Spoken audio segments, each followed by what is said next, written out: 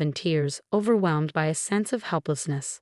As Michael entered middle school, he began associating with troubled peers, spending nights away from home and loitering in gas station parking lots until late hours.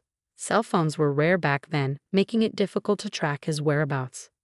With each passing day, Michael's absences increased, leaving me clueless about his activities. I could only apologize when the school called to report complaints from nearby establishments. Whenever I visited Michael's school, he and his unruly friends hurled insults and projectiles at me, further deepening my feelings of inadequacy. Michael's behavior had taken a dangerous turn since starting middle school, leaving me terrified to confront him, fearing his unpredictable reactions. Reflecting on my parenting during his elementary years, I wished I had handled things differently, but I struggled to determine the right approach for addressing his misbehavior. Communicating with a teenager seemed like an insurmountable challenge, leaving me feeling lost and helpless. Michael showed no regard for attending school, frequently skipping classes and even running away during lessons. His academic performance plummeted to the lowest point. During a parent-teacher conference, they mentioned a private high school where Michael could enroll, bringing me a sense of relief. I was grateful that there was an option for him to continue his education. I hoped that the new environment and different classmates would positively influence him, leading to a change in his behavior. Thankfully, after starting high school, Michael began to take his studies more seriously. He dedicated himself to his classes, improving his test scores to above-average levels and eventually securing admission to college. Despite his academic progress, his attitude toward me remained unchanged. He continued to spend little time at home, moving from one friend's house to another. Upon entering college, he opted to live alone in a dorm and supported himself with part-time work to pay his tuition. While I admired his independence, his relationship with me remained distant. Even after he started his job, he showed no inclination to reconnect with his family. One day, completely out of the blue, Michael, whom I hadn't seen for years, called me. He said, "I'm planning to get married." Then he added, "We're meeting at a fancy restaurant next Sunday at 2 p.m., without considering my schedule. I was taken aback by the suddenness of it all. But when I expressed my concerns, he simply responded, "If you can't make it, don't bother," and hung up abruptly. Despite feeling conflicted, I couldn't deny that he was my only son, so I decided to attend the meeting for his sake. When I arrived at the restaurant, his future in-laws were already there, greeting me with rudeness. I retorted, feeling annoyed by their attitude, but they denied having invited me at all. They were as cold as Michael had been on the phone. Meanwhile, Michael stood there with a smirk, seeming like he was up to something. Unsure of his intentions, I reluctantly entered the restaurant. However, instead of discussing Michael's relationship with Sarah, they directed their attention towards me, treating me like an unwelcome guest. To my dismay, Michael began criticizing me in front of Sarah and her family, disregarding the inappropriate timing and setting. Despite my protests, he continued unabated. To make matters worse, Sarah burst into laughter, mocking, "Seriously, can someone even find a job with just a middle school education?" Her father chimed in, praising Michael for having a college degree and a job at a prestigious company, contrasting him with me, a high school dropout.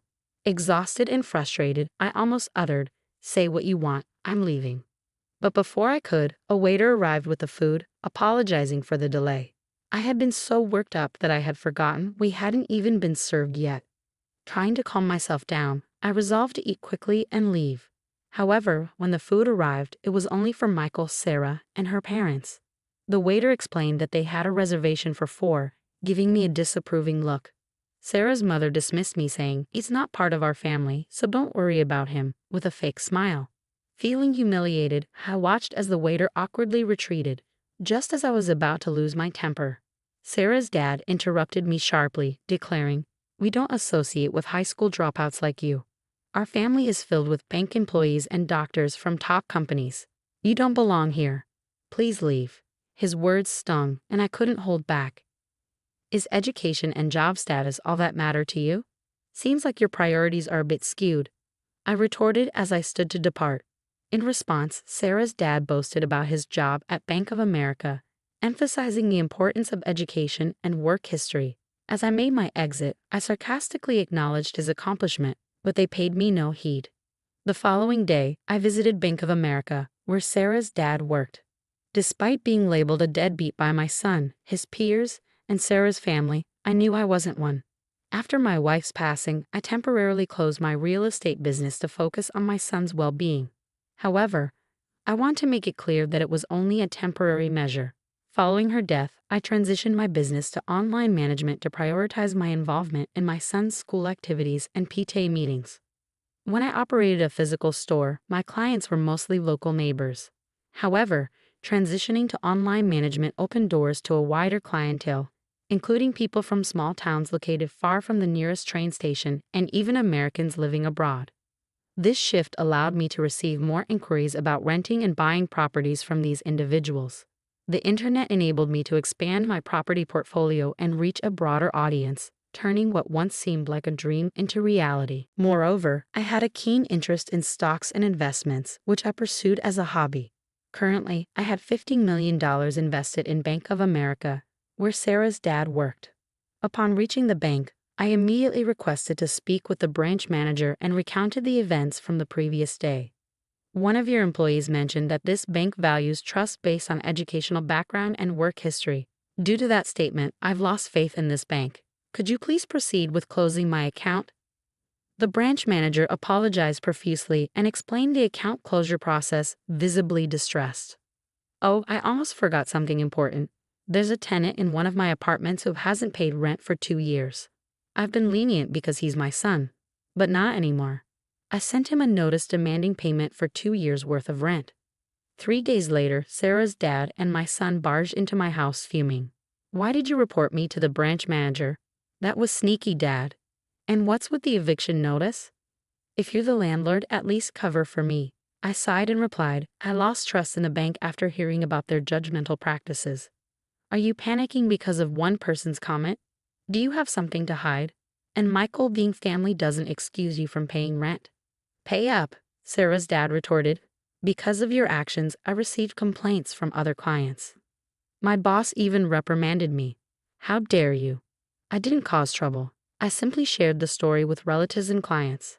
I didn't tell them to close their accounts. I responded calmly. My son lashed out. What clients, Dad? You're just a deadbeat, right? How could a deadbeat afford to build a huge house like this in such a prime location and still live like this? I even did some renovations recently. I explained, but he looked puzzled, saying, what's that? Did you go into debt or something? I'm really fed up with you.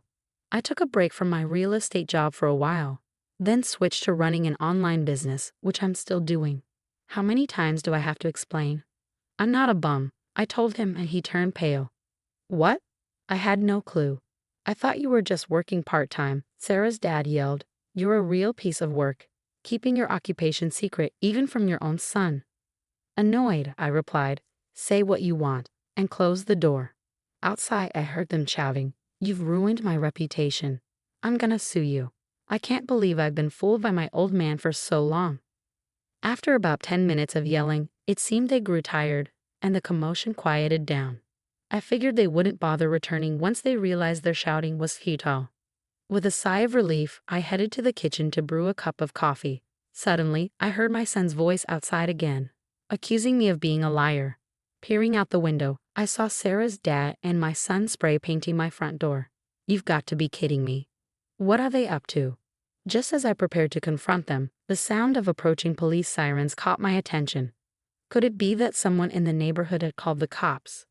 My suspicion proved correct. Stepping outside, I found the two of them being detained by the police in response to a neighbor's complaint. There he is, that liar. He's ruined my reputation at work, they shouted as the officers calmly escorted them into the patrol car, assuring, we'll handle it from here. One of the officers, noticing me, approached with an oddly cheerful demeanor. Sir, would you mind coming with us to provide your statement? Why me? But I'm the one who's been wronged here. I'll spill all the details on their mischief, I thought as we arrived at the police station, showing the officers a video from my phone, captured by the security camera at my front door. I revealed the entirety of their yelling and antics. This is excellent evidence, the officer exclaimed excitedly, and my interrogation concluded swiftly.